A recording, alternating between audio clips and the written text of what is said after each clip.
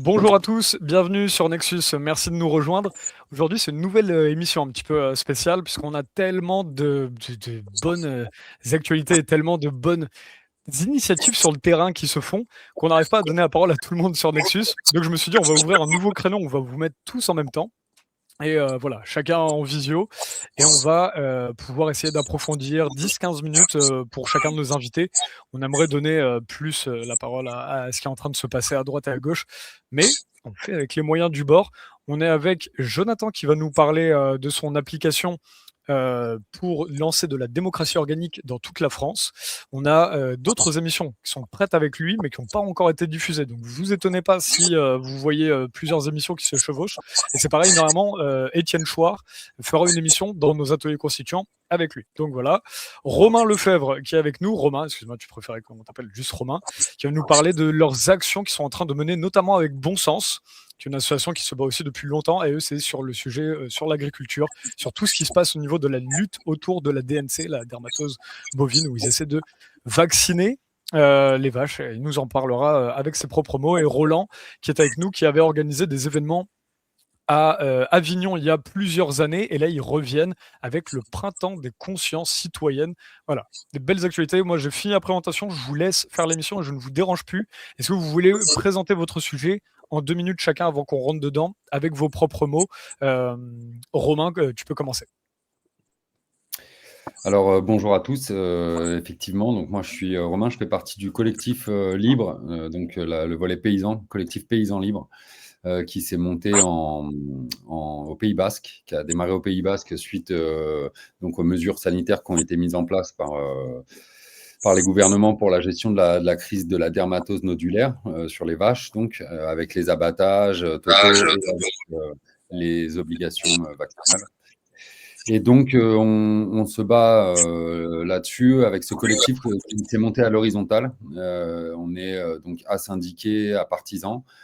Par contre, finalement très politique dans nos actions, puisqu'on se bat contre ces abattages totaux et cette obligation vaccinale. Donc, moi, je suis éleveur bovin en Ariège, mais les éleveurs bovins se joignent et se coordonnent un petit peu partout dans toutes les zones d'obligation vaccinale. Je reviendrai dessus parce que c'est des données administratives un peu complexes. Je reviendrai plus tard dessus. Mais l'idée, donc, c'est de pouvoir se fédérer, se serrer les coudes pour faire face à l'État qui, à travers des mesures gouvernementales, nous contraignent par la force à vacciner nos vaches. Donc là, on en est au point où, encore aujourd'hui, ce matin, il y a eu une intervention via les gendarmes. Donc, en fait, c'est via le ministère des Armées qui contraignent certains d'entre nous à vacciner par la force. Donc, on a créé une plainte aussi pour la cruauté envers les animaux que vous allez pouvoir soutenir. Effectivement, Romain mettra C'est à l'écran là. voilà, oui, c'est en train de passer. Donc ça, c'est un communiqué de presse que Bon Sens a fait pour faire valoir cette plainte qu'on a contre. Alors, c'est directement contre les ministres Laurent Nunez et Annie Genevard pour les mesures d'abattage totaux de vaches en bonne santé, parfois pleines, au bord d'accoucher. Donc voilà, l'actu est très chargée pour nous en termes de un peu bagarre juridique. Mais pour la petite présentation, voilà, collectif libre, collectif horizontal qui essaime surtout toute la France. On revient dans 2 minutes sur toi. J'ai oublié de, juste avant de donner la parole à Jonathan, je vous rappelle, le dernier magazine Nexus est disponible. N'hésitez pas à aller le trouver près de chez vous, avec notamment ce grand dossier sur l'IA qui nous soignera demain. Vous pouvez les commander sur nexus.fr. Plus vous êtes d'abonnés, plus on peut mettre de magazines dans toute la France. Donc n'hésitez pas à aller les trouver. Jonathan, veux-tu nous parler de du lancement de cette application finalement? Ouais, alors moi c'est Jonathan, je suis développeur web spécialisé décentralisation. Et donc je travaille depuis 2 ans avec un collectif dont le projet c'est de faire une transition de société. Et on propose 24 solutions. Et l'une de ces 24 solutions, c'est la démocratie organique. Et donc on a lancé une expérimentation via une application il y a 3 semaines à peu près, pour expérimenter ce processus et, et pour pouvoir le faire évoluer collectivement. Donc je vous présenterai tout ça juste après. Ah bah écoute, avec grand plaisir. Roland, on sait que tu as pas beaucoup de temps, donc tiens, on te donne directement la parole. Tu peux enchaîner. Alors, pardon, j'avais coupé ton micro puisque ça faisait un petit peu d'écho. Est-ce que tu peux nous parler du coup de cet événement à Avignon les 30 et 31 mai prochains? Alors, bonjour déjà à tous. Je suis Roland Gontard. Je fais partie d'un collectif qui s'appelle Convergence citoyenne du Sud, qui est né pendant le mouvement des Gilets jaunes en 2018. Nous avons créé en 2019 une première université citoyenne et une seconde pendant le Covid en 2021. Donc là, on est en 2026. On travaille dessus depuis quasiment un an. Donc, on prépare une troisième université citoyenne qui aura lieu le 30 et 31 mai 2026 à Avignon. Ça va s'appeler le Printemps de la conscience citoyenne. Il va y avoir de nombreux intervenants, partenaires, également des médias qui seront là. Donc, voilà, là, on peut voir un petit peu, ça va être basé sur quatre conférences, on va dire quatre tables rondes avec de nombreux intervenants comme Sam Roland, Gilles Raveau, Chloé Framery, euh, Maffezoli Michel, Pierre Barnerias, qui c'est qu'il y aura d'autres également, Marion Saint-Michel, Kyria de la table de Gaïa, Armel Lecause, Jean-François Noubel, Léo Giraud. Après, on aura des médias comme Nexus, Toxin, Alexis Poulain du Monde Moderne. On attend d'autres médias également qui ne nous ont pas confirmé comme d'autres intervenants. Je ne vais pas les citer. Ça sera la surprise s'ils décident de venir sur ce week-end-là. Donc, comment va se dérouler concrètement le week-end? C'est-à-dire que pendant 2 jours, nous allons suivre un parcours en 4 étapes, comprendre, ressentir, dévoiler, agir. Le samedi sera consacré à la compréhension et aux conséquences concrètes. Dimanche, ce sera tourné vers l'analyse des mécanismes et des solutions citoyennes. Voilà. En fait, c'est un cheminement pour passer de la prise de conscience à l'action un petit peu. Voilà. Donc après, je peux vous présenter un petit peu le programme sur le samedi 30 mai, par exemple, la première table ronde, ça sera qu'est-ce que la corruption? L'objectif, c'est éclaircir la notion de corruption pour sortir du flou, la corruption active, passive, institutionnelle, économique, parler des cas concrets en France et dans le monde. La deuxième conférence, ça sera les conséquences de la corruption sur nos vies. L'objectif, c'est de ressentir l'impact réel, sortir de l'abstraction, parler des cas concrets, les hôpitaux, des écoles, la transition écologique, comment elle est bloquée. Il y aura également des ateliers sur chaque table, à la fin de chaque table ronde. Ensuite, sur le samedi 31, donc, à qui bénéficie le détournement du système? Par exemple, c'est identifier les responsables, comprendre les rouages et les réseaux d'influence. Par exemple, les réseaux politico-financiers, les lobbying, l'impunité, reconstituer les faits pour mieux les comprendre. Et pour finir, ça sera la dernière conférence, comment agir ensemble, reconquérir la démocratie et le pouvoir décisionnel des citoyens, citoyennes. Donc, c'est comment donner de l'espoir concret, individuel et collectif, trouver des solutions citoyennes, des actions locales, des outils juridiques, prendre peut-être des exemples inspirants sur d'autres pays européens comme le Danemark, l'Islande, la Finlande, certains lanceurs d'alerte également. Le samedi soir, il y aura également un petit spectacle humoristique avec Stéphane Cuvelier et en chanson derrière avec Ingrid Courrèges. Voilà un petit peu comment ça va se passer. Il va y avoir des food trucks, il va y avoir des stands, des ateliers, de nombreux stands. Donc, notre dernière université, elle avait rassemblé à peu près, il me semble, je ne veux pas dire de bêtises, mais pas loin de 4000 personnes sur tout le week-end.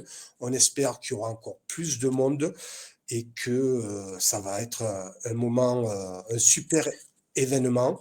On aimerait que ça se duplique dans d'autres départements, que ce soit un peu une université pilote. En tout cas, si d'autres citoyens sont dans la demande, on les aidera à pouvoir le dupliquer sur d'autres départements. Voilà. Parle-nous un petit peu de comment est-ce que vous en êtes arrivé justement à faire ça. Est-ce que d'où part votre collectif, votre association, qui organise ça et voilà. Qu'est-ce que vous aviez fait avant? Qu'est-ce qui vous a donné envie d'organiser ça aujourd'hui? Alors, on n'est pas une association, on est un collectif. Comme je l'ai expliqué au tout début, on est issu du mouvement Gilets jaunes. Et quand on a vu qu'on nous muselait, en fait, on a dit c'est pas possible. Il faut qu'on éveille les consciences des citoyens sur ce qui se passe, que ce soit pendant le mouvement des Gilets jaunes. Hein. On a vu ce qui s'est passé, où on a été tabassé, on va dire malheureusement. On n'a pas pu s'expliquer. Après, il y a eu la conférence, non, c'était pas une conférence, c'était sur le climat où ils ont tiré un peu 150 personnes au sort et on a vu que ça a mené à rien. En fait, on essaye d'éveiller vraiment les consciences, en tout cas au niveau local. Bravo. Et du coup, très intéressant. Vous étiez dans les Gilets jaunes en Provence, près d'Avignon, justement? Tout à fait. Alors moi, j'ai commencé sur Carpentras et puis après on s'est tous rejoints. On a commencé à créer des groupes, mais après à faire des réunions dans tout le département pour voir un petit peu comment tout cela allait s'organiser, quoi. Voilà. Vous arrivez à faire... alors là, ça c'est des gros événements. Vous en avez fait déjà quelques-uns de ce même type, comme ce printemps des consciences citoyennes. Est-ce que vous arrivez, à partir de justement ces mouvements Gilets jaunes, à faire d'autres activités régulières qui justement mettent le citoyen en marche pour un vrai pouvoir démocratique? Faire des débats, etc. Bon, après, moi, je fais partie également des co-administrateurs de la plateforme du vrai débat, c'est-à-dire que quand Emmanuel Macron a lancé son grand blabla en fin 2018 pour essayer de consulter les citoyens, on a bien vu que c'était dirigé. Ce grand débat. Donc nous, en parallèle, on a pris la même plateforme que Macron, c'est-à-dire une plateforme collective qu'on a eu gracieusement. Et il y a eu, je crois que je l'ai là, plus d'1 million de votes. Je le fais voir en même temps. On peut le trouver sur Internet. On a créé ça aussi dans le Vaucluse. C'est des revendications 100% citoyennes qui ont été passées sous silence par le gouvernement. C'est un grand débat qui a coûté plus de 12 millions d'euros aux Français sans aucun résultat et un vrai débat instauré par les Gilets jaunes qui a duré un mois, qui a recueilli plus d'1 million de votes et qui a coûté 4 000 euros en soi, plus notre temps de bénévoles. Il y a eu une quarantaine de personnes qui ont participé. Voilà. Très bien. On vous souhaite bon courage. Et comment vous avez choisi les invités? Qui est-ce que vous vouliez avoir comme profil d'invité justement pour cet événement? Des personnes qui étaient investies un petit peu au niveau national. Nous, qui passaient sur pas mal de médias indépendants, puisqu'on vous a invité également à y participer comme vous, Nexus. On a regardé un petit peu les personnes que vous invitiez, les personnes également sur Toxin, enfin, les personnes qui circulent un petit peu sur les réseaux, les médias indépendants en tout cas. Voilà, nous, c'était... on a fait, on va dire, une grosse liste et puis on a commencé un petit peu à les inviter. Il y en a certains qui ont répondu présent, d'autres malheureusement qui peut-être qui avaient un petit peu peur, qui n'ont pas répondu présent. Voilà, c'est dommage. Voilà, parce que on est des militants, on essaie de dénoncer un petit peu tout ce qui se passe au niveau des mairies, du département, des régions, mais également au niveau du national comme européen. Et ce qui se passe en France, et même au niveau européen, c'est très, très, très, très compliqué. Voilà. Merci d'avoir pris le temps. Et alors, on remontre l'affiche. Est-ce qu'il y a des informations à savoir? C'est ouvert à tout public, faut s'inscrire, etc. Comment est-ce que... Voilà. Est-ce qu'il C'est faut aller ouvert, sur ce site? Ouais, dis-nous. c'est ouvert à tout public. On a une page Facebook. Bon, ça, c'est du collectif qui s'appelle Convergence citoyenne du Sud. Et après, on a une page Facebook où il y a déjà le dernier événement de 2021, mais on vient de mettre le teaser de. Non, il va sortir demain le teaser pour Ok. 2026. Ça s'appelle Université citoyenne Avignon. Voilà, Université citoyenne Avignon. Vous pouvez le trouver sur Facebook. Après, on a une page web qui s'appelle universitécitoyenne.fr. Et il y a toutes les informations possibles sur le Voilà. collectif, mais également sur cette troisième université citoyenne. Ce sera un plaisir de pouvoir venir vous rencontrer lors de cette journée. Et d'ailleurs, on pourra peut-être parler des Cafés Nexus. Ça me fait penser qu'il faut. Nous aussi, on fait de l'action locale.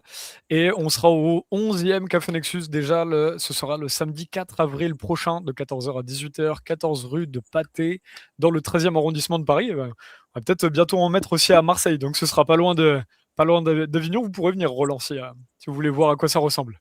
Donc, pour ceux qui ne connaissent pas, on met justement, tout le monde peut proposer ces ateliers. Et nous, on aide les gens à avoir du public, avoir une table, à être très à l'aise pour pouvoir refaire le monde, parler si vous voulez mettre des ateliers de café philo, des ateliers constituants, parler de quelle société pour demain, parler de religion, de ce que vous voulez.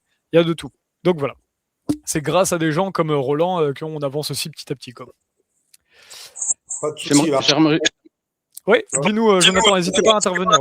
Ouais, non, j'allais dire, Ouais. après, on parlera peut-être début avril sur une prochaine émission. En tout cas, nous, on va se relayer pour informer les citoyens de cette grande université citoyenne qui aura lieu le 30 et 31 mai 2026 en Avignon. Voilà, après, s'il y a des questions, n'hésitez pas.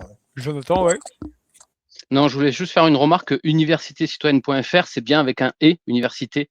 Parce que si on ne met pas d'accent, on n'arrive pas sur le site. Juste par détail. Il faut le « et » sur Université citoyenne. Merci. Voilà, merci beaucoup. Vous recherchez encore des stands, Roland, pour justement si Jonathan est dans... Ouais. Après, s'il y en a qui veulent nous envoyer des messages, c'est convergence.citoyenne-du-sud@protonmail.com. Voilà. Après, on recherche encore quelques personnes. Après, on en a déjà pas mal, mais s'il y en a quelques-uns qui veulent se rajouter, il n'y a pas de souci. Comme on a encore d'autres intervenants, je ne vais pas les citer parce on est en train de discuter avec eux, mais il y a encore du beau monde qui est susceptible de se greffer sur cette troisième université citoyenne. Voilà. En tout cas, on va attendre beaucoup de monde et on espère vraiment que le message va passer au niveau national. En tout cas, à proximité, il y aura de quoi se loger, il y aura de quoi se restaurer. Comme je vous ai dit, le samedi soir, il y a un spectacle avec Stéphane Cuvelier, il y a Ingrid Courrèges, il y a de nombreux intervenants, de nombreux médias partenaires qui seront là et on en attend plein d'autres encore. Voilà. Merci pour ce que vous faites, Roland et toute votre équipe. N'hésitez pas les uns les autres à interagir si vous avez des questions, Romain, Jonathan, à poser à Roland et vice-versa. Je vous laisse lever le doigt parce qu'effectivement, comme on est plusieurs autour, pas facile de répartir la parole. Romain, est-ce que tu veux enchaîner? Parle-nous de ton... Oui, alors déjà, je voulais rebondir sur ce que vient de dire Roland. En fait, c'est assez, bon, on peut pas dire que ce soit étonnant, mais en fait, parmi les invités que tu as cités, il y a pas mal de gens qui sont avec nous et qui nous aident à s'en sortir de notre problématique de la DNC, parce que il y a quand même un grand parallèle déjà dans l'oppression qu'on subit, nous, éleveurs. Donc, il y a beaucoup de niveaux d'oppression qui sont financières, pénales, donc jusqu'aux militaires qui viennent chez nous envahir nos exploitations pour vacciner de force. Mais il y a aussi quand même un champ lexical, toute une sorte de mécanisme qu'on revoit qui n'est que le rejeu de ce qu'on a vécu pendant le Covid, avec des termes tels que des vaches asymptomatiques, des cas contacts. Donc voilà, c'est vraiment, ça fait plaisir de voir toutes ces initiatives citoyennes se créer, parce que nous aussi, en se montant horizontalement sans chef. Moi, je suis que porte-parole. Tu parlais de Kyria, des tables de Gaïa. Bah voilà, sur cette plainte là qu'on peut voir à l'écran, elle m'accompagne. Donc, il y a la famille Lhomme qui a eu les 83 vaches abattues dans le Doubs. Et il y a Kyria et moi, ainsi que tout le collectif libre qui montons contre Annie Genevard et Laurent Nunez pour les violences faites à l'animal, voilà, avec ces, on peut dire, assassinats de vaches en bonne santé. Donc voilà, ça fait vraiment plaisir. Je n'hésiterai pas à venir participer, juste même être témoin de ce rassemblement en Avignon, parce que c'est intéressant. Voilà, je trouve que ces démarches citoyennes explosent en ce moment. C'est vrai que ça a beaucoup couvé et ça a été beaucoup tenu pendant les années Gilets jaunes, mais qu'aujourd'hui, ça ressurgit un peu à la manière, je ne sais pas, c'est couvé, quoi. Donc, en fait, c'est en train d'éclore partout en France, dans tous les mouvements. Et nous-mêmes, on appelle à un mouvement horizontal et à ce que ça vienne dans tout le pays, sans chef, voilà, de manière à pouvoir juste s'unir sur des causes qui nous paraissent se joindre, en fait. Voilà. Et Donc, tu as cité merci Kyria. C'est un plaisir. Ouais. Tu as cité Kyria, tu pensais à quel autre intervenant du même type? Alors, à peu près tous, en fait. J'en ai rencontré pas mal. Il y a Sandviti qui bosse avec nous, en tout cas qui nous aide au niveau démocratie. Et donc, lui, Sandviti, pour les gens qui ne le connaissent pas, c'est un avocat quand même qui a su faire ses armes et qui se bat pour une refondation, en fait, des institutions, voilà, et notamment l'institution des tribunaux et de la justice, parce qu'effectivement, nous, on voit bien, par exemple, sur notre combat, on a fait beaucoup de demandes d'arrêtés suspension ou des arrêtés liberté suspension pour empêcher ces lettres recommandées qu'on a avec des contraintes immédiates sous 5 jours. Nous, on a un gros problème d'entrée de jeu. Les premiers recommandés qu'on a eu partout sur le territoire sont différentes d'un préfet à l'autre. Donc, chaque préfet applique un peu ses mesures. Par contre, on a toujours des contraintes de vacciner sous 5 à 7 jours en fonction des préfets. Et il y a une petite clause en bas de nos recommandés qui disent vous pouvez vous opposer, parce que ça, c'est légal. On peut toujours faire un recours pour dénoncer ce qu'on nous oppose en termes de vaccination. Mais il y a une petite ligne qui dit par contre, vous pouvez vous opposer, vous pouvez faire un recours, mais ce sera non suspensif. Donc, ça veut dire qu'on doit s'appliquer à la vaccination sous 5 jours, qui est quand même un acte irréversible. Alors, cette vaccination-là, on n'est pas sur des théories, on est dans le pragmatique. Nous, les éleveurs, on travaille toute l'année avec du bon sens, avec de l'observation, avec du contact avec d'autres éleveurs qui, parfois, on s'échange des informations, du vécu, des techniques, des idées. Mais on travaille sur le bon sens. Et tout ce qu'on nous oppose dans ce problème de la DNC et tout politiquement, ce qui a été mis en place, ne tient pas du tout sur du bon sens. On est sur des inepties à tous les niveaux. Donc moi, j'ai relevé une 50aine de points qui sont des choses qui nous paraissent complètement anormales, voire paradoxales les unes les autres, et toujours avec ces contraintes en nous interdisant de nous défendre. Donc en France, on sait, en tout cas, on a grandi avec cette idée que même le pire des criminels a le droit de se défendre, et qu'il peut donc, on va même dire de certains criminels qui sont quasiment avérés que pendant tout le temps du procès, on va partir de la présomption d'innocence. Eh bien nous, on n'a pas le droit on peut se défendre, mais par contre, on doit appliquer, et c'est tout de suite la condamnation. Donc ça, c'est une anomalie. Dis-nous comment ça se fait. Comment est-ce que vous êtes obligé? Ouais. Eh bien, on a 5 jours pour vacciner. Donc, la contrainte par mise en demeure, c'est d'effectuer la vaccination sous 5 jours pour l'Ariège. Chez moi, c'est 5 jours, en disant vous avez un droit de recours sur 2 mois, mais par contre, dans les 5 jours, vous devrez avoir vacciné. Donc, c'est comme si on disait quelque part à un voleur, bon, écoute, tu as le droit de te défendre de ton vol, tu as le droit de dire que c'est pas toi, mais par contre, tu vas tout de suite faire de la prison, et puis après, on verra. Donc, voilà.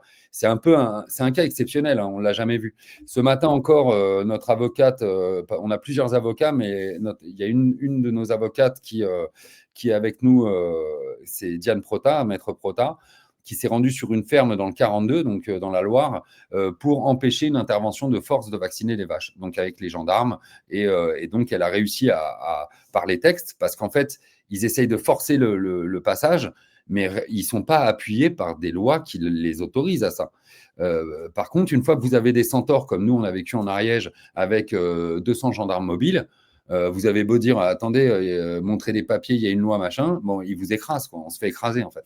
Donc, les gilets jaunes, on l'a bien vu. Les gilets jaunes, ça a été pareil. La coercition sur les gilets jaunes, c'est des blessés par centaines, voire par milliers, avec des blessures de guerre. En fait, tout ça, on l'a bien vu. Après, nous, c'est vrai que moi, dans ma campagne, on n'a pas vécu le Covid de la même manière qu'on a pu le vivre en ville, par exemple. Mais aujourd'hui, nos vaches asymptomatiques, qu'on nous dit si elles s'échappent de votre champ sans avoir été vaccinées, ça pourrait faire office d'un abattage. Alors là, pour le coup, au fusil, parce qu'elles pourraient transmettre une maladie même si elles sont asymptomatiques. Or, il y a des études qu'on a, parce qu'on travaille avec beaucoup de scientifiques, comme Hélène Banoun, comme Jean-Marc Sabatier. Il y a beaucoup de scientifiques de renom, des vrais biologistes, des vrais épidémiologistes. On vient de faire une conférence donc sur Bon Sens avec le professeur Perron. Voilà, les gens qui connaissent nous disent tous, vous avez raison, c'est par exemple une vache entre guillemets asymptomatique, parce que on a tous compris, j'espère, pendant le Covid, que être asymptomatique, ça veut dire être pas malade. Techniquement, si on est asymptomatique, on n'a pas de fièvre, on n'a rien, on n'a aucun symptôme. Donc moi, ce que j'entends par ça, c'est on n'est pas malade. Donc là, on peut revenir longtemps en arrière avec NOC. Ce que ça veut dire, hein, personne en bonne asymptomatique, santé, ça veut dire que tu n'as pas de symptômes. Si tu n'as pas de symptômes, tu n'es pas malade. Hein. tu n'es pas malade. Voilà, on est d'accord. Et nous, nos vaches donc asymptomatiques pourraient être cas contact. Donc on part du principe que peut-être le démon est en elles, enfin le démon c'est peut-être un gros mot, mais le virus est en elles, et que donc elles vont aller le transmettre via des vecteurs, parce que cette maladie contre laquelle on se bat, déjà il y a des moyens de la soigner. Donc, elle bénéficie, à la même manière que le vaccin Covid, elle bénéficie d'un ATU. Ça veut dire que c'est une autorisation temporaire d'utilisation parce qu'il n'y a pas eu assez de recherche et de recul sur ce vaccin. Par contre, elle n'a pas d'AMM. L'autorisation de mise sur le marché, elle n'en a pas. Donc, ça passe d'abord par un ATU. Et rien que ça en soi, dans la mesure où on peut soigner cette maladie, et ça fait 100 ans qu'elle existe, on a énormément, moi j'ai des dossiers, je me suis créé des dossiers, j'ai plus de 3000 pages de dossiers entre les études, les démarches d'avocat, je commence à être vraiment très, très documenté. Et dans la documentation, voilà, ça c'est mon petit dossier des remèdes. Et on voit que des remèdes contre la DNC, j'ai une centaine de pages. Donc il y a beaucoup de choses qui ont été faites partout dans le monde parce que cette maladie a 100 ans, elle est partie d'Afrique, elle est montée vers le nord, elle est partie à l'est jusqu'en Asie, Japon, Inde, Japon. Là-bas, il n'y a pas eu de vaccination, il n'y a pas eu d'abattage, surtout pas en Inde. En plus, on sait qu'en Inde, les vaches sont sacrées. Donc, on sait qu'il y a des remèdes, mais dans la mesure où il n'y en a pas un en France qui est déterminé comme étant le bon, on pourrait faire un parallèle au même moment qu'avec le Covid, où on nous proposait certains remèdes, mais qui n'étaient pas reconnus, alors ça autorise à faire un ATU sur un vaccin au lieu d'une AMM. Normalement, tout médicament doit avoir une autorisation de mise sur le marché, qui est validée par des études de longue durée et très approfondies. Donc, on a plein de défauts, voilà, on a plein de paradoxes, d'anomalies sur ce dossier-là. Et nous, on est très renseignés, nous éleveurs. Donc, on est en collectif, on est nombreux. On va de la Savoie à la Bretagne et de la Savoie au sud-ouest de la France jusqu'à l'Espagne. L'Italie, l'Espagne sont en train de nous rejoindre sur les démarches juridiques et sur le collectif libre parce qu'eux aussi sont comme nous. En fait, on se renseigne, on a des vrais scientifiques, pour le coup, pas des vétérinaires, parce que on a les vétérinaires un peu contre nous. Les vétérinaires aujourd'hui sont mandatés pour vacciner en masse. Donc là, c'est du chiffre d'affaires aussi. Hein. Faut pas rêver. Eux, ils sont payés. Quand nous, on nous demande de contraindre nos vaches à subir une vaccination, donc à contenir, c'est tout un truc à. Techniquement, c'est pas la saison pendant laquelle, moi, en tout cas, chez moi, mon élevage, c'est un élevage plein air, extérieur toute l'année. Donc, il n'y a pas de bâtiment. Donc moi, une fois par an, on est obligé de faire des prophylaxies à nos animaux pour faire des prises de sang et savoir si elles ont certaines maladies, justement. Mais ça, nous, qui sommes en extérieur, souvent, on le fait à partir du printemps quand la terre est dure, de manière à pouvoir, vu qu'on est en extérieur, aller contenir dans un endroit où on n'est pas en pleine boue. Voilà, il faut quand même il faut justement gérer le sanitaire autour, que ce ne soit pas un espace complètement sale et perturbé par de la boue, de la terre qui pourrait venir fausser les analyses. Et là, excuse-moi, il n'y a pas de. Sur les vétérinaires, il n'y a pas de. Au fait, juste avant que je pose ma question, Roland, je sais que tu as pu venir avec nous à 18h, merci. Hein. Tu peux partir quand tu veux, hein, Roland. Il n'y a pas de kidnapping Nexus. Ça va, attends, je te rallume vite fait le micro. Ouais, Que tu disais j'écoutais un petit peu ce qui se disait. Je vais pas tarder, c'est gentil. Ouais. Mais non, mais la cause animale, en fait, c'est très, très, très important également. Mais là, ce qui s'est passé, c'est une véritable honte. véritablement, juste pour le souligner. Bravo Roland, et tu es avec nous, bien sûr, tu es le bienvenu. Romain, justement, j'allais te demander comment tu parles des vétérinaires, mais est-ce que tous les vétérinaires sur lesquels vous tombez, effectivement, soutiennent les politiques sanitaires du gouvernement? Est-ce que certains montrent une forme peut-être de doute, de rébellion? Comment est-ce que ça... Alors, il faut savoir que les vétérinaires se divisent en deux parties. Il y a les vétérinaires normaux, on va dire les vétérinaires que le commun des Français connaissent, et puis il y a les vétérinaires sanitaires. Ça ne les empêche pas, les vétérinaires sanitaires, de faire du chien, du chat. Mais les vétérinaires sanitaires ont une patente spéciale pour intervenir sur les troupeaux, en fait. Donc, c'est les vétérinaires, c'est comme le médecin traitant. En France, on est obligé d'avoir notre médecin traitant. Et bien, le vétérinaire sanitaire, moi, en tant qu'éleveur, on m'a donné une liste de vétérinaires sanitaires dans mon territoire. Et je dois choisir parmi cette liste parce que c'est des patentes spéciales. Or, ces vétérinaires sanitaires donc, opèrent sur les troupeaux et eux, ils ont l'ordre absolu de vacciner tout le monde. Donc, ils appliquent ce que les préfets leur demandent, les ministères d'abord, ensuite les préfets. Il faut savoir que les préfets passent au-dessus des ministères aujourd'hui dans notre cas précis. Mais bon, je pourrais l'expliquer plus tard. En tout cas, nos vétérinaires sanitaires, pendant les abattages de masse, notamment à Bord-sur-Arize, là, il s'agissait d'abattre 207 vaches. Donc, 207 vaches, autant vous dire qu'à 600 kilos minimum la vache, si on fait une moyenne, ça fait beaucoup, beaucoup de viande et beaucoup de masse, quoi. Il y a des vétérinaires qui ont souhaité arrêter d'euthanasier parce que c'était une euthanasie à la chaîne. Il faut voir aussi que quand il y a ces euthanasies-là, les vaches qui sont derrière, elles voient ce qui se passe devant. Donc, c'est une angoisse absolue pour à la fois l'animal, l'éleveur, qui lui est sur son terrain. Bon, bref, on se fait... voilà. Et le truc, c'est que les vétérinaires sanitaires qui ont dit, non, mais nous, on va arrêter là d'euthanasier, c'est pas possible. Au bout de 70 vaches, déjà, ça fait quelque chose en termes de masse de viande. Eh bien, on leur a dit, non, mais si vous refusez, on vous enlève la patente sanitaire. Donc, ça veut dire que vous retombez au vétérinaire normal. Et là, donc, il y a eu des sanctions. Hein. Il y a même des vétérinaires qui ont fait des écrits pour dire qu'eux, ils n'étaient pas pour ces mesures. Ils ont été sanctionnés et ils risquent leur patente sanitaire. Or, en termes de chiffre d'affaires, on le sait bien en France, quand on monte une société, on est obligé de faire de plus en plus de chiffres. Or, eux, du jour au lendemain, ils se retrouvent avec des dizaines de milliers d'euros de moins sur leur chiffre d'affaires. Donc, je pense qu'il y a une pression financière sur les vétérinaires et sur leurs autorisations à intervenir sur des troupeaux. Donc, ça, ce n'est pas négligeable. Et personnellement, moi, en vétérinaire sanitaire, j'en connais aucun qui ait dit bon, mais attends, on va vacciner les bottes de foin, quoi, plutôt que de vacciner les animaux. Voilà. Au contraire, moi, j'ai un problème avec mes vétérinaires sanitaires parce que récemment, il y a eu une réunion des vétérinaires avec les miens, enfin de mes vétérinaires avec leur population d'éleveurs, où finalement, en Ariège, on est très peu à ne pas avoir vacciné, comme d'ailleurs dans tous les territoires. Hein. Il y a eu une très forte pression avec la peur d'abord. Donc, là, c'est du Hannah Arendt ou du Naomi Klein. C'est on fait peur et derrière, il faut vite vacciner, sinon tout le monde va mourir. Donc, les éleveurs ont eu peur. En plus, ils ont dit si une vache est malade, on abat tout le troupeau. Donc les gens ont couru à la vaccination. C'est ce qui s'est passé avec les syndicats quand ils sont montés à Paris en tracteur la dernière fois. C'était pour réclamer des doses. Donc là-dessus, nous, on n'est pas du tout dans ce cas de figure. Les résistants du collectif libre, justement, on ne s'inscrit pas dans cette montée à Paris pour réclamer des doses. Et d'ailleurs, on ne s'inscrit pas dans des mouvements syndicaux agriculteurs. Nous, on est pour notre liberté vaccinale et c'est tout. Celui qui veut vacciner, nous, on lui dit vaccine. Les abattages totaux, je pense que là-dessus, on est à peu près tous d'accord, tous les agriculteurs, tous les éleveurs, pour dire que c'est une ignominie. Par contre, nous, on est vraiment pour la liberté d'exercer notre paysannerie, chacun comme on le conçoit. Kyria, c'est une voisine. On est en Ariège tous les deux. Elle habite à 10-15 km de chez moi. Elle est un peu dans ma mesure. Nous, on a des exploitations à une échelle familiale. Mais à côté de ça, on n'est pas contre que quelqu'un, lui, veuille avoir 150 bêtes. Le combat n'est pas là. Le combat, c'est au contraire d'accepter le fait que nos modèles en France soient tous différents d'un territoire à l'autre, qu'on a la chance d'avoir ce petit pays, en comparaison d'autres pays comme l'Australie, les États-Unis, tout petit, mais d'une colline à l'autre, on a des climats complètement différents, des plantes différentes, tout l'écosystème est très ancré d'une colline à l'autre en France.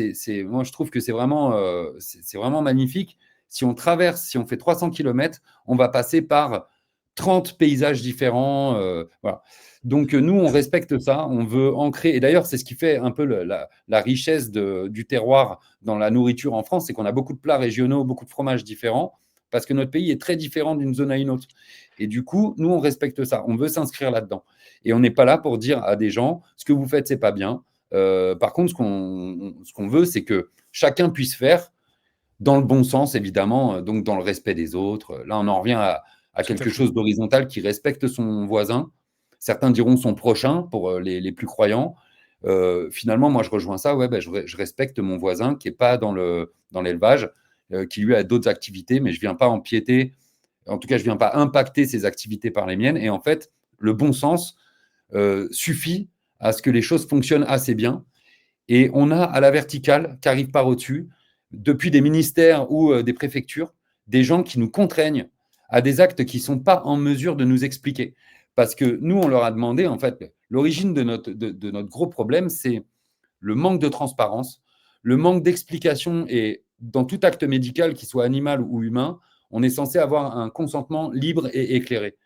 Et là, le libre, on peut en parler, nous, c'est ce qu'on a pris comme sigle, libre, depuis le Pays Basque, mais on n'est pas libre d'entreprendre notre paysannerie et on n'est pas éclairé du tout. C'est-à-dire qu'on a posé les questions à nos vétérinaires, ils disent non, c'est comme ça, c'est la loi. On a posé au préfet, ah ben c'est comme ça, c'est la loi, c'est le protocole. Ils sont même allés jusqu'à nous dire, oui, c'est vrai que c'est pas top, mais ça changera certainement dans le temps. Mais pour l'instant, c'est la loi, c'est le protocole. Et là-dessus, nous, on dit non. En fait, si nous, on travaille à l'année sur nos troupeaux, on les voit tous les jours, on est en proximité avec la nature, avec le climat, les saisons, et on est dans ce bon sens. On ne va pas aller pratiquer des actes médicaux sur des animaux quand on a de la boue jusqu'au genou. On ne va pas courir après un cheval. Si vous essayez de courir après un cheval, personne ne fait ça. Enfin, celui qui le fait ne connaît pas le cheval. Un cheval, il nous bat à la course à plat de couture, c'est sûr. C'est comme si la loi devenait une raison médicale. Exactement. Comme si le protocole, ouais.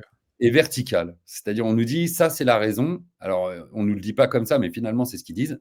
Et d'ailleurs, ils s'appuient toujours sur ce fameux argument de force là, qui dit oui, mais les scientifiques ont dit que. Et moi, quand je leur dis oui, mais lesquels? Parce que nous aussi, on a des scientifiques. Et moi, par contre, je peux vous donner les noms. Or, les vôtres, je ne les connais pas. Et nous, on appelle aujourd'hui à ce que les scientifiques qu'on a identifiés, qu'ils appellent eux scientifiques, donc en fait des vétérinaires principalement, on appelle à ce que ces vétérinaires acceptent une rencontre avec nos vétérinaires qu'on connaît, qui sont souvent à la retraite, ou nos scientifiques, pour échanger argument par argument. Et là-dessus, on a fait le boulot. Moi, je suis allé chercher même des formations de vétérinaires par les chefs vétérinaires qui leur disent quoi nous dire. Et j'ai pris point par point. Il n'y a pas un argument qui tient. Et j'aimerais beaucoup pouvoir échanger de ça. Dire, expliquez-moi, parce qu'on a besoin d'être éclairé pour prendre une décision. Et donc, en soi, il y a des gens qui refusent la vaccination, celle-là. Moi, ce n'est pas mon cas. Moi, j'ai toujours dit, écoutez, je voudrais juste être éclairé et parlons-en, quoi. Et là-dessus, on me dit non, non. Voilà.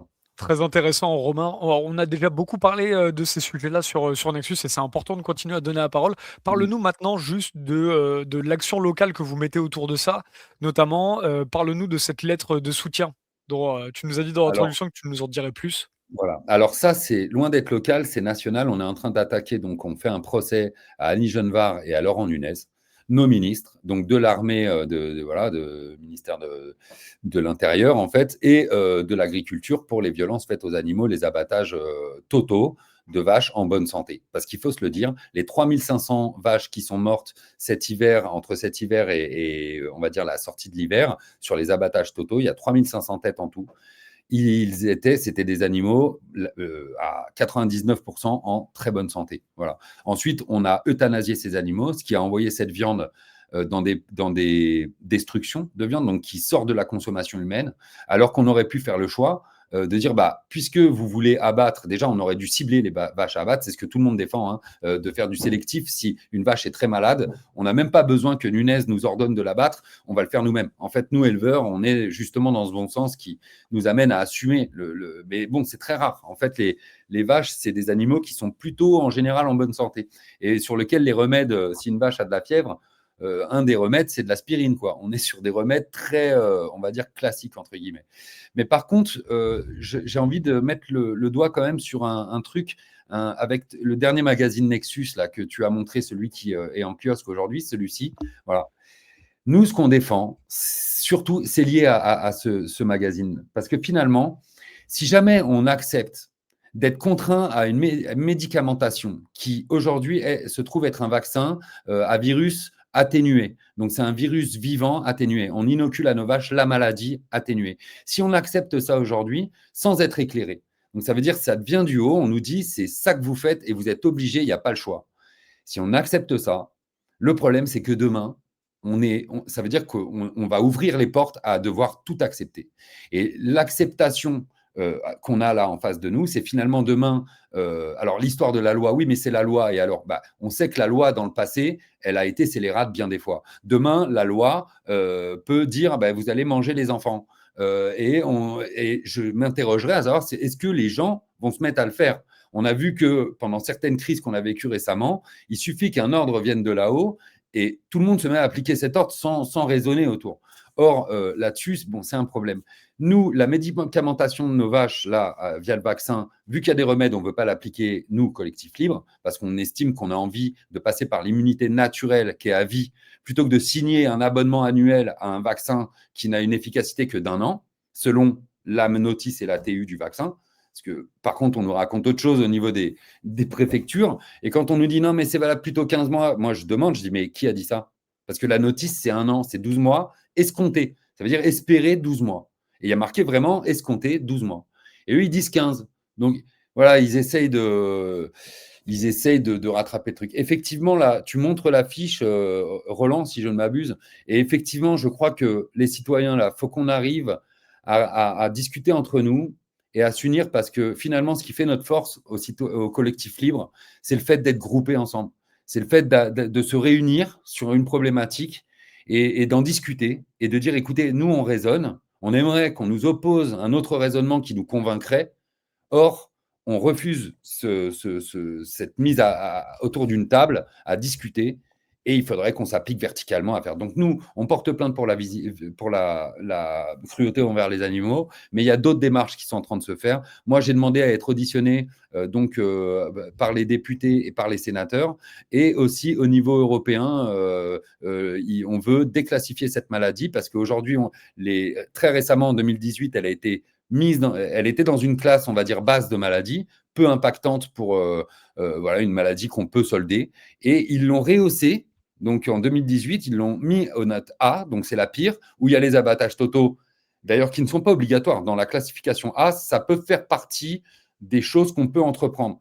Eux, ils ont entrepris ça, l'abattage total des troupeaux, même des animaux sains, dans le doute qu'ils pourraient être cas contact, donc asymptomatique, cas contact, on connaît ça, c'est apparu en 2021. Moi, autrefois, je ne connaissais pas ça. J'ai proposé à mes vétérinaires une vaccination distancielle. Parce que vu qu'on était là-dedans, j'ai dit allons-y, faisons une vaccination distancielle. Mais bon, par humour, hein, entre guillemets. Mais voilà. En tout cas, je pense qu'il faut vraiment monter, nous, au niveau européen, pour demander la déclassification. Et donc, on l'a demandé au commissaire de la santé européen. Et donc, on entreprend ces démarches. Voilà. Au niveau juridique, on fait le maximum qu'on peut. On est très suivi, très aidé, et je pense que dans l'opinion publique, j'ai jamais eu une porte qui s'est fermée. Au contraire, les gens comprennent ce qu'on est en train de vivre. On l'a déjà vécu et que finalement, c'est de la tyrannie. C'est de la tyrannie, clairement. Et en plus, au bout, Kyria, elle, c'est vraiment son discours plus, mais elle dirait, voilà, il y a un problème de souveraineté alimentaire. Si on plie sur ça, on va peut-être perdre notre souveraineté. Merci Romain d'avoir pris le temps là-dessus. Roland, une petite question, ouais. Non, je partais, mais c'est un Tu truc de partais. fou. Ouais, c'est un truc, c'est juste pour répondre un petit peu, c'est un truc de fou ce qui est en train de se passer avec justement cette souveraineté alimentaire. Alors, on voit bien ce qui se passe avec le Mercosur. L'autre fois, on a reçu de la viande qui était contaminée. Enfin, ils font n'importe quoi. On a des bons produits en France et c'est ça qu'il faut favoriser. On a tout ce qu'il faut. Notre pays devrait être une vitrine dans le monde. On se retrouve à sombrer tel le Titanic dans tous les sens. C'est pas que l'agriculture, mais là, ça fait partie des remparts un petit peu. Donc, non, là, faut tout remettre à plat et faut tout revoir. Je pense que il n'y a que les citoyens. On est le dernier rempart pour remettre un petit peu l'église au milieu du village. Mais là, pour moi, il y a tout à revoir. Voilà, faut tout refaire. En tout cas, merci de m'avoir invité. J'ai pas pu écouter. Un plaisir. Pour Romain. Du coup, je regarderai l'émission qui sortira. Enfin, voilà, je regarderai un peu plus tard. Avec grand plaisir. Et la Salut vitrine, Roland, on à l'était bientôt. il n'y a pas très longtemps, hein, la vitrine dont tu parles. Encore il n'y a pas très longtemps, on était une superbe vitrine. On est en train de nous la casser, la vitrine. Oui, oui. Merci à toi. Merci Allez, au à ta revoir. Bonne démarche. soirée Roland. Merci d'être. Et Bonne allez matin. voir le 30 et 31 mai à Avignon, les printemps de la conscience citoyenne. J'adore le terme, parce qu'en fait, la civilisation, l'état de la civilisation n'est que l'accumulation de l'état des consciences collectives. Donc, plus on prend aussi en philosophie et en connaissance et en compréhension du monde dans lequel on vit, plus on arrivera à avoir quelque chose d'humain finalement. Oui, oui, Merci oui, Roland.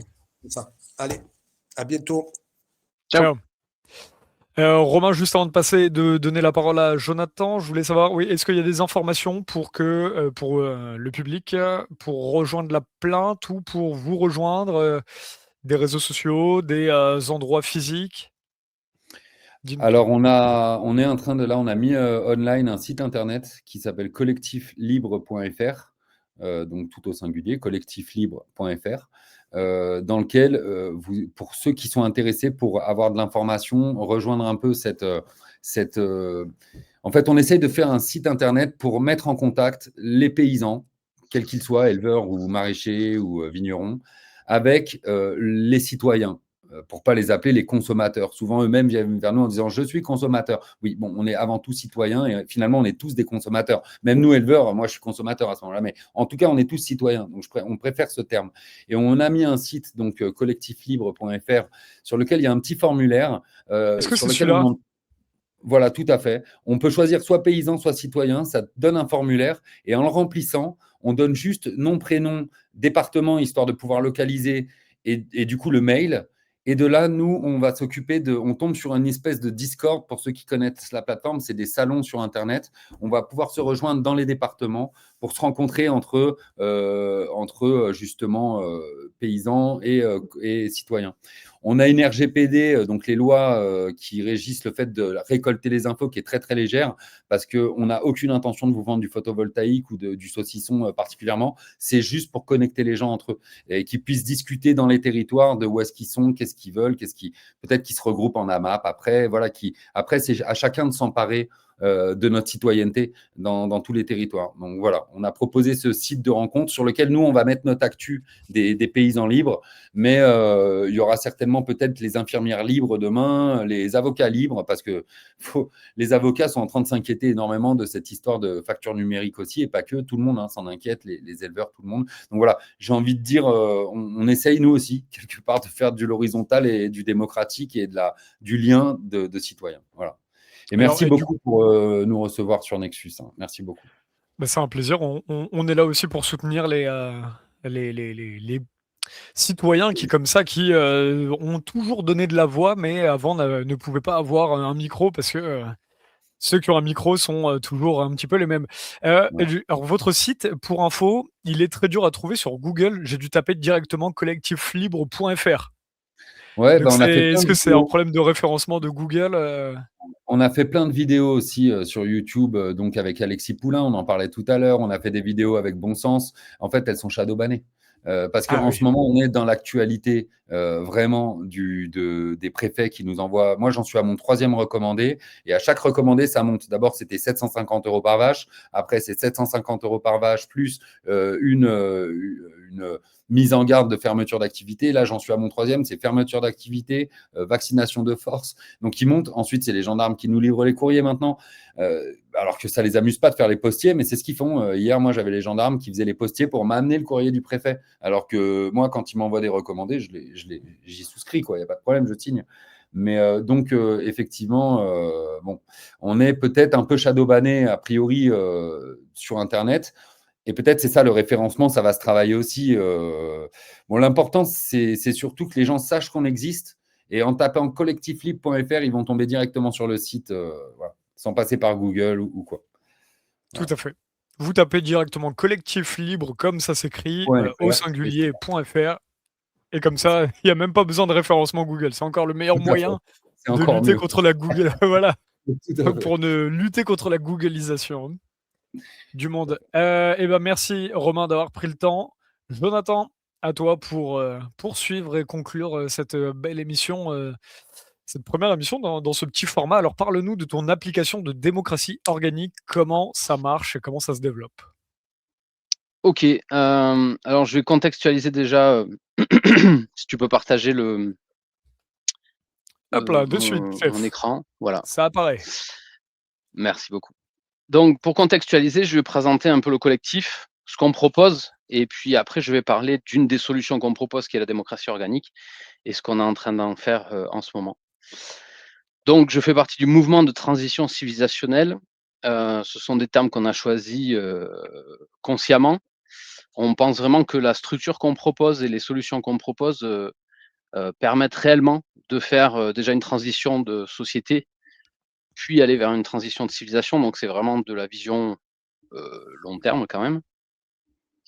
Donc ce qu'on propose, c'est tout d'abord, c'est une structure organisationnelle, donc c'est-à-dire un plan d'organisation entre hem, les différents organes de la société, les différents projets, les différentes initiatives, les liens qu'elles peuvent avoir ensemble et comment elles vont interagir les unes avec les autres pour que ensemble, ça soit assez puissant pour avancer collectivement vers quelque chose qui nous correspond et qui nous convient, collectivement, voilà. Et donc l'objectif, c'est une transition vers une nouvelle civilisation, plus humaine, plus joyeuse parce que la joie, le jeu, heu, l'imaginaire, a une grande place dans ces solutions-là et respectueuse, de la vie, on va dire globalement. Donc sur cette structure, on vient pas avec une structure vide, on vient avec une structure sur laquelle on a déjà commencé à poser, des briques. Donc ce qu'on appelle nous, chez nous la constellation, où on a 24 solutions, donc vous les voyez à gauche, bon c'est vite fait, l'objectif c'est pas de présenter ces solutions-là, on a un webinaire qui présente ces solutions-là et qui présente le collectif. Je vous donnerai les liens pour accéder à ce webinaire après, ouais. Ouais, Bah, dis-moi? tu peux le donner maintenant, hein, si tu veux le lien. Bah, c'est sur le site, démocratieorganique.org. Vous avez, l'explication de la démocratie organique, vous avez des vidéos, vous avez les liens vers le Discord de c'est pas une association, pour l'instant, c'est un peu une association, mais on va dire que c'est un collectif. Et vous avez, toutes les infos, le lien vers l'application qui nous permettra d'expérimenter, enfin qui nous permet aujourd'hui d'expérimenter la démocratie organique, une application de test. Donc, voilà pour Est-ce que présenter c'est le contexte. c'est ce site, hein, démocratieorganique.org, hein? Exact, ouais, c'est ça. OK. En quelques mots, tu vas rentrer dans la présentation, mais Ouais. dis-nous, dans les grandes lignes, voilà, alors oui, bah, suivons ta présentation. Dis-nous comment est-ce qu'on arrive à cette démocratie organique? Alors la démocratie organique, c'est une partie d'un nouveau modèle de société qui est justement cette structure qu'on propose, qui organise les organes de l'État, enfin de l'État, pardon, de la société. Hem mais bon, pour expérimenter ce nouveau modèle de société, il faut avoir plusieurs organes qui veulent bien expérimenter avec nous, ce qui est pas le cas aujourd'hui. Donc aujourd'hui, en fait, on va expérimenter la partie, démocratie de ce nouveau modèle de société, pardon. Ce qui est intéressant dans ce modèle-là, donc c'est un modèle de démocratie pas vraiment direct, mais on va dire direct pour simplifier dans un premier temps, où les gens vont pouvoir exprimer leurs avis sur un sujet et vont pouvoir décider s'il y a besoin. Sauf que nous, on demande pas juste aux gens, ben voilà, est-ce que vous êtes d'accord ou pas? Oui, non, OK. On ne sait pas s'ils ont réfléchi sur le sujet, on ne sait pas s'ils ont une expérience, on ne sait pas s'ils ont une expertise sur le sujet. Donc en fait, le truc qui est vraiment intéressant dans ce processus-là, c'est toute la phase de réflexion qui est en amont d'une potentielle décision. Donc là, comment ça se passe concrètement? Là, vous voyez le schéma de la démocratie organique. En bas, on a le jardin, c'est l'espace privé. C'est là où les individus sont quand ils interagissent pas avec la société. Et après, on a 4 étages. Donc le processus de démocratie organique, il va commencer par un premier cycle en passant par l'étage 1. Ce cycle-là, c'est le cycle des opinions. C'est-à-dire que toute personne va pouvoir exprimer son opinion, peu importe qu'elle y ait réfléchi au sujet ou pas, sur un sujet donné. Et vraiment, toute personne peut l'exprimer. Il n'y a pas de limitation. Donc là, l'objectif, c'est que chacun s'exprime, que chacun prenne connaissance des opinions des autres sur un sujet donné. Et donc, à la fin de ce premier cycle, l'information redescend, comme on le voit avec les flèches, vers l'espace privé. C'est-à-dire qu'en fait, à la fin de chaque cycle, ou pendant chaque cycle, les informations sont accessibles à tous, ce qui permet à chacun de se dire, ah ben tiens, lui il pense ça, c'est vrai que j'avais pas pensé à ça sur ce sujet-là, et de commencer à faire grandir son opinion sur le sujet, en tout cas la masse d'informations qu'on a sur un sujet, qu'elle va grandir pour qu'à la fin, elle sera tellement grande qu'on pourra avoir vraiment une décision éclairée sur un sujet donné. Donc à la fin de ce premier cycle, on a un deuxième cycle où c'est les expériences. Là, ça va être des personnes qui ont une expérience personnelle ou professionnelle liée au sujet, qui vont s'exprimer, seulement celles-là. Donc là, l'objectif, c'est de donner un éclairage différent sur le sujet. Et là, tu es juste sur l'application voilà, Là, comment ça se c'est la matérialise? théorie. Là, C'est la théorie. c'est la théorie. Pour l'instant, je présente la théorie. Après, je vous expliquerai vite fait dans l'application. L'application, c'est pour expérimenter ça, mais l'important, c'est de comprendre la théorie derrière.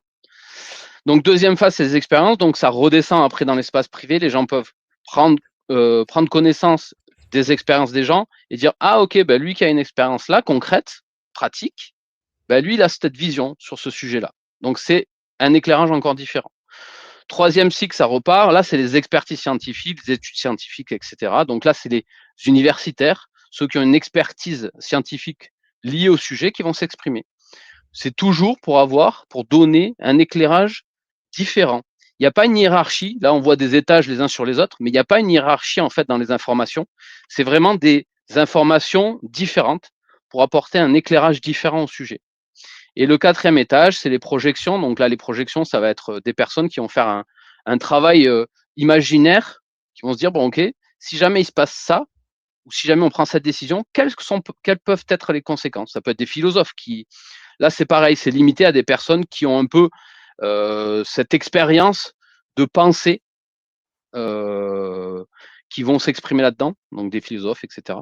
Et donc eux, ben, voilà, ils vont faire cet exercice-là, en dire, pour ouvrir aux gens aux potentielles conséquences d'un choix, par exemple. Voilà. Et donc, toujours, ça redescend. Et une fois qu'on a parcouru ces cycles-là, alors qui ne sont pas tous obligatoires, ça dépend des sujets, hein, ça variera selon les sujets, ben, à la fin, la personne, elle a vu tellement d'informations différentes sur le sujet qu'elle va maîtriser. Elle ne maîtrise pas le sujet, mais disons qu'elle a une masse d'informations assez large pour pouvoir faire un choix éclairé. Après, s'il y a une décision à prendre.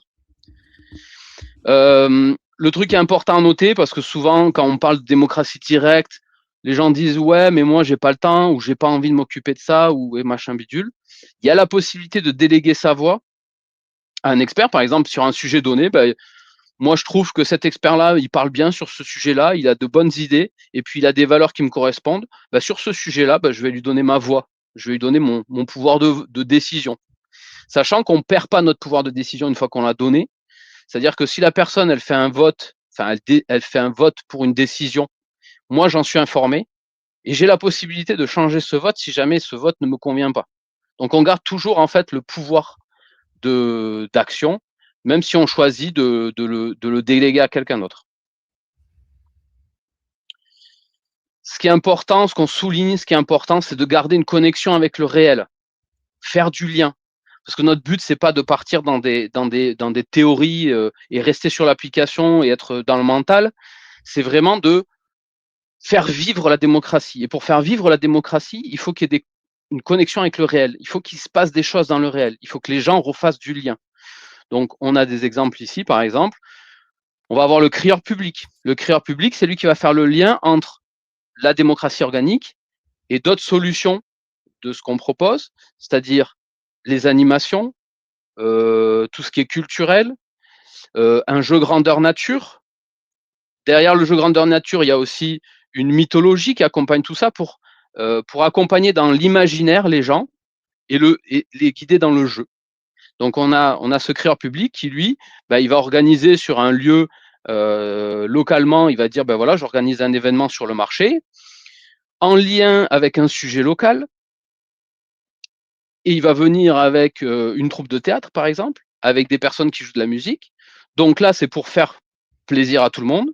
C'est un moment convivial, c'est un moment joyeux. Et en même temps, le créateur public, il est là pour dire aux passants, voilà, qu'est-ce que vous pensez de ce sujet-là, etc. Donc, il aura peut-être des petits papiers où les passants vont pouvoir noter leur avis. Lui, il va le crier, comme ça permet anonymement aux personnes d'exprimer ce qu'ils pensent d'un sujet si jamais ils n'osent pas le dire eux-mêmes. Donc ça permet aussi ça. Et le crieur public, lui, à la fin de sa journée, de son animation, il va rentrer chez lui et tous les avis des gens, il va les rentrer dans l'application. Comme ça, ils vont rentrer dans le processus de démocratie organique. Ils seront pris en compte aussi. Les gens vont pouvoir le lire, vont pouvoir voter s'ils sont d'accord, pas d'accord, etc. Donc ça fait partie et fait le lien, le crieur public, entre le réel et l'application. Un autre Ça, exemple, c'est c'est les débats. génial. Le créateur public devient un prétexte ou un créateur d'écosystème pour que le citoyen du bas fasse remonter vraiment ces problématiques du quotidien, ce qu'il a envie de faire évoluer. Et Exactement. donc là, enfin, on peut faire de la politique puisqu'on comprend ce qui est la souffrance de la condition de vie des citoyens. Exact. Et ça, c'est juste un exemple, mais donc j'ai marqué métier pilier. Métier pilier, c'est les métiers dans ce système-là qui permettent le fonctionnement du système. Donc il y a le crieur public, mais par exemple, il y a le réceptionniste. Le réceptionniste, il fait le lien aussi entre la démocratie organique et le local. Par exemple, s'il y a des gens qui ont des problèmes, qui ont un problème quelconque, qui veulent faire le remonter, ils vont passer par le réceptionniste qui lui fait le lien avec, avec la mairie, par exemple. Et s'il y a un groupe de citoyens qui se forment pour faire remonter une information, cette information, elle va passer dans le processus de démocratie organique via ce réceptionniste-là. Donc il y a toujours ce lien, on essaye de maximiser le lien avec le réel. Par exemple, il y a les débats organisés localement. Ça aussi, c'est des métiers piliers, des personnes qui vont organiser localement des débats sur un sujet. Et comme tu disais, c'est le prétexte. C'est aussi un prétexte pour faire la fête, c'est aussi un prétexte pour faire du lien, pour se retrouver. Et il y a peut-être des gens qui vont venir boire un coup, écouter de la musique, voir la troupe de théâtre, juste pour discuter avec leurs potes et tout, et qu'en fait, le sujet, ça les intéresse pas, mais peu importe. En fait, le but, c'est un prétexte de refaire du lien. Et puis, il va entendre parler de toute façon du sujet. Donc, en fait, inconsciemment, il va participer d'une certaine manière. Son opinion va peut-être évoluer aussi. Mais en tout cas, les gens vont être attirés par ces événements-là parce que c'est des événements qui sont agréables, ludiques, joyeux. Et en fait, c'est pour montrer aux gens que, en fait, la politique, dans le sens noble du terme, c'est pas juste on s'assoit, on essaye de discuter, on essaye de voir qui c'est le plus fort. C'est juste je participe à la vie locale. Ça, c'est de la politique aussi. J'exprime mon avis sur est-ce qu'il faut un dodan à côté de chez moi ou pas. C'est ça, en fait. Là. Et donc, c'est remontrer aux gens que la politique, c'est aussi c'est la vie de c'est de la vie quotidienne en fait aussi. Il y a de la politique partout en fait. Si on sait le remettre, aujourd'hui on a une société qui s'individualise et qui a coupé ces liens en fait entre les gens. Donc là l'objectif c'est en plus de leur permettre avec un outil d'exprimer ce qu'ils veulent, ce qu'ils pensent sur des sujets donnés, c'est aussi de permettre d'utiliser ça pour refaire du lien entre les gens avec ces événements locaux, en fait. Tout à fait. Et Donc ça, là, c'est de toute très manière, important. la politique de base, c'est du quotidien, hein. C'est la vie de la cité. Ah ben ouais, ouais. Mais aujourd'hui, on est quand même dans une société qui est un peu coupée ça. Les gens, quand on parle politique, ils pensent les politiciens en haut qui font les choix à notre place. Voilà. Bon là, l'objectif, c'est de remontrer aux gens que faire de la politique et prendre et faire des choix personnels ou exprimer en tout cas son point de vue sur des sujets, c'est intéressant. Et c'est aussi ludique, ça peut être joyeux, ça peut être, voilà, c'est vraiment tout Et ça. comment vous pensez parce que ça, c'est génial, moi, ce que tu mets sur le papier, je trouve ça incroyable de remettre, une place publique où ça vit, où ça parle de vie quotidienne, où ça parle de politique, où ça parle de solutions pour demain. On met un créateur public, on met des débats. Mais comment est-ce qu'on réimplante ça dans la société? Comment, tiens, ça c'est tellement perdu, comment est-ce que vous le réimplantez demain? Mais c'est top, hein, Alors moi, c'est mon rêve. alors je vais en parler aussi après, c'est qu'on est aussi en train de faire du lien avec des mairies, pour plusieurs choses. Pour expérimenter ça, pour dire: «Bon, ben, voilà», parce qu'on l'a vu avec Étienne Chouard, il y a quand même des collectifs qui se montent et qui veulent plus de démocratie, donc à eux, on va leur dire: «Ben, voilà, utilisez cet outil-là qui vous permet d'échanger, de réfléchir ensemble sur un sujet collectivement, utilisez ça». Et puis, on leur donne, on va leur expliquer, voilà, pour refaire du lien, pour refaire vivre cette politique, nous, on pense que organiser des événements, c'est intéressant, organiser, voilà, tout ça. Et si on arrive à et en étant en contact avec des mairies, organiser ce genre d'événement, ça sera beaucoup plus simple.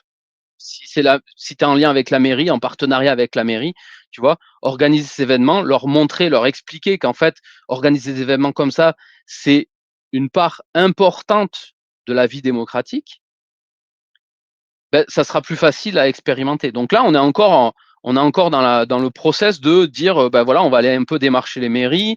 On a d'autres projets, on a un projet pilote européen aussi, je le dirai juste après, qui peut intéresser les mairies et donc ben, mettre un pas dans la mairie et puis commencer à leur dire, ben voilà, il y a aussi la démocratie organique qui peut être intéressant, etc. Donc, ça reste un outil collectif. À nous de nous en servir, à nous de transmettre l'information.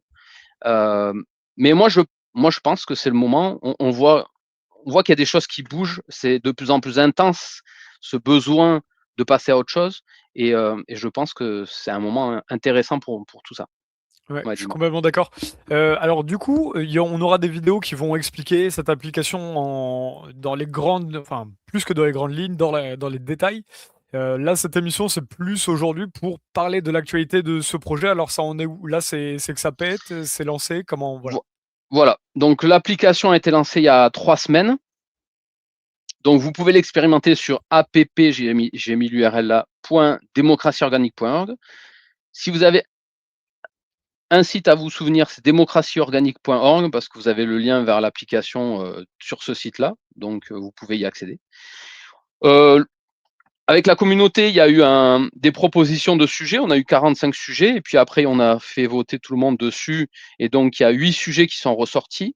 Donc on a 8 sujets qui sont pour l'instant nationaux, après à voir en démarchant les collectifs locaux ou les collectivités, les mairies, etc., pour ajouter des sujets locaux. Là, c'est plutôt un sujet national. Enfin, c'est des sujets nationaux. Mais l'objectif, c'est d'expérimenter, de faire des retours, dire OK, moi ça j'ai pas compris. Ça c'est une application de test, hein, c'est pas une application définitive. C'est vraiment pour expérimenter collectivement le processus. Voilà. Donc là, il y a l'application qui est disponible. Et donc on Redis, invite c'est app.org, c'est ça? app.démocratieorganique.org. Voilà. Nickel. Donc le but c'est ça, c'est d'expérimenter. De toute façon, c'est ensemble, on va avancer ensemble et donc on va expérimenter ensemble, on va faire évoluer ensemble. Ce qui est important, c'est que nous, ce qu'on propose là, c'est pas un outil définitif, c'est vraiment une structure qui doit accompagner l'humain. L'humain est changeant, donc la structure, elle doit être changeante. Donc notre objectif, c'est pas de figer quelque chose, c'est de proposer une structure de base qui sait évoluer, qui sait bouger en fonction du collectif. Donc là, le but, c'est d'expérimenter collectivement, d'attirer le plus de monde possible pour expérimenter, pour avoir le plus de retours possible et pour avancer collectivement sur l'évolution de cette application-là. Donc là, c'est important, voilà, pour tous ceux qui sont sensibles à ton idée, à l'idée de ton collectif, c'est aller adhérer, aller essayer cette application, parlez-en bouche à oreille pour ceux que ça peut intéresser, testez-la Voilà. et faites des retours Ouais. finalement. C'est ça le. C'est ça. Et puis, alors, comme je le dis là, faire du lien entre les projets, c'est super important. Nous, on propose justement une structure qui modélise les interactions entre les organes, mais aussi les projets, les différents types de projets. Nous, on a des projets, par exemple, au côté financier, on a des projets sur le côté ludique, on a des projets sur le côté démocratique. Il y a plein de trucs différents. On a des interactions les uns avec les autres. Donc, nous, ce qu'on propose, c'est de dire, venez, on essaye de. C'est comme ce qu'on disait tout à l'heure, le but, c'est de faire du lien, de collectivement se regrouper et d'avancer ensemble parce que là, on aura du poids. Et là, nous, ce qu'on propose, c'est une structure pour avoir une stabilité en plus, pour avancer collectivement. Donc là, ce que je trouve ce qui est important, c'est faire du lien entre les projets et se fédérer, en fait. Se rapprocher des mairies, c'est aussi un objectif qu'on a en ce moment, autant pour l'expérimentation de la démocratie organique que pour le projet pilote européen, où là, c'est pas la démocratie organique vraiment, c'est plusieurs d'autres solutions qu'on propose, plus des solutions de partenaires avec qui on a monté ce groupe d'entreprises, ce collectif d'entreprises qui va faire des demandes de financement européen. Donc ça intéresse des mairies. On a déjà une mairie dans le 66 qui va expérimenter ça. On a la recherche de financeurs, évidemment, pour financer les divers développements. On a des projets qui sont en attente de financement, qui sont prêts à être déployés, on va dire, qui sont en attente de financement. Donc, on recherche des financeurs. Et on recherche, évidemment, toutes les bonnes volontés qui veulent nous accompagner sur ce chemin-là et qui veulent mettre leur énergie au service d'un projet qui a, j'espère, qui aura un bon impact, en tout cas, qui a le potentiel pour. Jonathan, merci de nous avoir présenté cette Voilà. cette application. C'est très intéressant. Romain, avant qu'on aille vers la fin, qu'est-ce que tu penses d'une initiative comme ça? Encore une fois, voilà, il y a une vraie. Je remarque qu'il y a vraiment une demande de plus de démocratie, plus d'écoute en fait, et plus de liens en fait, de recréer du lien. Finalement, on a ces dernières années, ces dernières dizaines d'années, on a beaucoup développé l'individualisme. Or, ça vient à manquer, je crois, cruellement à nos sociétés. Ça isole les gens. On se sent moins nombreux. Voilà, il y a les réseaux sociaux, il y a plein de choses qui ont l'air de créer du lien. Et en fait, on se retrouve chacun enfermé dans des petites bulles. Et il faut arriver à connecter les bulles. Donc, moi, je trouve que c'est une très bonne initiative. En fait, j'aurais tellement de questions qu'il faudrait faire presque une émission. Ça va soulever plein de questions en moi. Mais très intéressant. Voilà, l'initiative, je trouve qu'elle elle est parfaite. Voilà, il faut en faire de plus en plus. Donc tu crois tu crois dans ce type d'initiative pour recréer du lien et faire du débat politique? Alors là, je sors du collectif libre, hein, on est d'accord, je parle en ma personne. Ouais, Et ouais. moi, je suis épris de démocratie directe. Et j'ai envie de dire, si vraiment on pousse, pour pas non plus pousser la réflexion et repartir sur une nouvelle émission, moi, je la vois encore plus poussée. Donc, tu parlais d'Étienne Chouard. Moi, je la vois encore plus horizontale. Donc, à la manière d'Étienne Chouard, il y a toutes les histoires de contrôle. Quand je t'entends faire ta démonstration, c'est vrai qu'il faut éprouver. Donc, c'est très bien d'avoir une application pour commencer à mettre un pied à l'étrier. C'est mon idée. Mais par contre, voilà, il faut des chambres de contrôle. Il faut être sûr qu'à tous les étages, les experts qu'on désigne, toi, tu parlais de désigner, peut-être de donner sa voix à quelqu'un qui puisse donner, puis après, on revient dessus. Bon, mais il faut contrôler tout ça. Moi, malheureusement, on a vu ce que fait à travers l'histoire le fait de donner la confiance à des gens comme ça, alors d'élire ou de désigner, peu importe, des gens. On arrive toujours à des exactions où à la fin, le pouvoir rend fou. Et moi, je crois que plus on cassera ce truc-là, plus on sera finalement en phase avec nous-mêmes, en phase avec l'humain, en phase avec la nature, les saisons et tout ça. Donc moi, je trouve que l'initiative est très bonne, il faut les multiplier, il faut se priver d'aucune initiative qui amène à plus de conscience de l'autre, du lien et de la démocratie directe, parce qu'on est tout à fait capable. Aujourd'hui, nous, éleveurs, c'est ce que je disais il n'y a pas longtemps, si nous, on nous demandait de mettre en place un protocole sanitaire, je pense qu'au vu de toutes les réflexions qu'on a eues, tous les renseignements qu'on a pris, tous les scientifiques qu'on a interrogés, on serait à même de pondre quelque chose de bien plus percutant, puissant et utile que ce que font quelques personnes qui, ça y est, ont leur salaire, leur retraite à vie. Et bon, voilà. Voilà. Et Ça qui irait sont loin. déconnectés des Et citoyens. qui sont complètement déconnectés nous, en ce qui nous concerne, des vaches. Moi, je l'ai dit au préfet, j'ai dit les gens qui décident de vacciner de force un troupeau de vaches ne savent pas ce que c'est qu'une vache. Parce que moi, j'invite ces gens-là à venir chez moi vacciner de force mes vaches et je mettrai la musique je vais filmer, je vais mettre la musique de Benny Hill derrière et c'est promis, je vous donnerai les images. Parce que vacciner de force une vache qui n'a pas l'intention de l'être, ça court vite, ça va loin, ça a 4 pattes, on n'en a que 2, il y a enfin bon, c'est Mais carnage. tu nous envoies ça avec grand plaisir si jamais tu l'as. J'espère qu'on n'en viendra pas là, mais si jamais, c'est promis.